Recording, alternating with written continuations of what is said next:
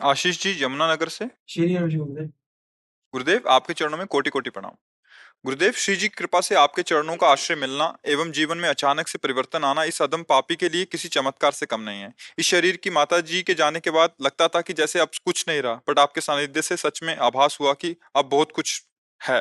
गुरुदेव घर में श्री जी प्रिया प्रीतम विराजमान है। कभी कभी सेवा में देरी हो जाती है। आपके वचनानुसार हम जिस प्रकार नाम जप हर समय कर सकते हैं, क्या उसी प्रकार सेवा भी हम किसी भी समय कर सकते हैं, या हाँ, सेवा का समय नहीं निर्धारित है? नहीं नहीं, गृहस्थ के लिए आप छूट है आपको। जब समय मिले तो आराम से खूब मस्त होकर के सेवा करो। मतलब सुबह जल्दी है, इतनी कर दो कि प्रभु को उठा के बैठा दिया, मुख पोछ दिए, थोड़ा कुछ भोग लगा दिया, चले जाओ।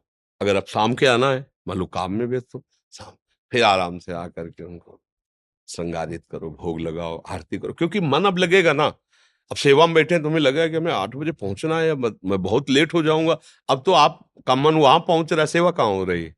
सेवा इसका मतलब आप बेफिक्र हो गए, अब शांत भाव से सेवा कर रहे, समझ रहे हो? गृहस्थी में सबसे बड़ी सेवा है कर्तव्य कर्मों का पालन करना। अब वो पूजा में बाहर ही बैठा रहेगा तो फिर ज्यादा नहीं बन पाएगी वो सेवा।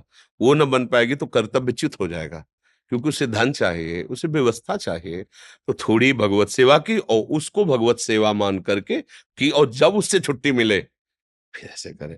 अब जिस दिन कार्य में नहीं जाना है उस दिन खूब सेवा विस्तार कर दो, जिस दिन लगा कि हमें कार्य में, सेवा को छोटा कर दो और नाम जप करते रहो। वो सब भगवान की सेवा के भाव। गृहस्थी में सबको समझना चाहिए, माता बहनों सबको समझना चाहिए। अब मान लो पति को 7 बजे जाना है, अब उनको लग रहा है हम पूरी से ठाकुर सेवा में बैठे हैं, और उसको ऑफिस में अपना टिफिन भी लेके जाना है, चाय भी नाश्ता करना है। बिल्कुल ठाकुर सेवा मत करो, बात हमारी समझो। पति में भगवान की भावना करो, पहले रसोई बनाओ और ठाकुर के लिए निकाल के रख दिया, पति का टिफिन लगाओ, उसको पवाओ, तैयार करो, और जब वो चला जाए तो उसमें भी ठाकुर है। लकड़ी के मंदिर में ठाकुर है, पाषाण के मंदिर में ठाकुर है, तो चैतन्य मंदिर में ठाकुर नहीं है।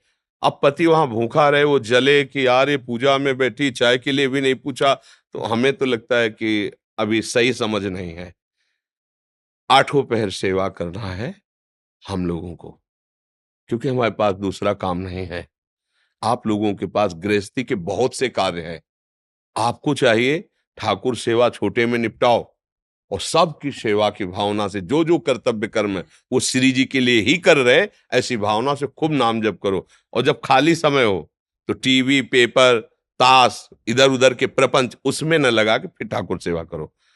जब समय मिल जाए, जब समय मिल जाए, 8 बजे रात के समय में अपने घर के ठाकुर है, 8 बजे रात को बैठ के उनको दुलार की, आरती की, हाथ जोड़ा, प्रभु आप देखो, बहुत प्रसन्न हो जाएंगे वो। हमारी बात समझना।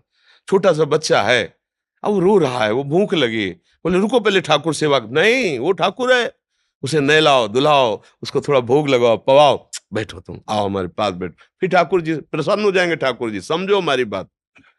और ठाकुर जी को केवल मूर्ति का मान लिया और सब ठाकुर जी को नहीं माना तो मतलब पूजा अधूरी है, अभी समझ ठीक नहीं है।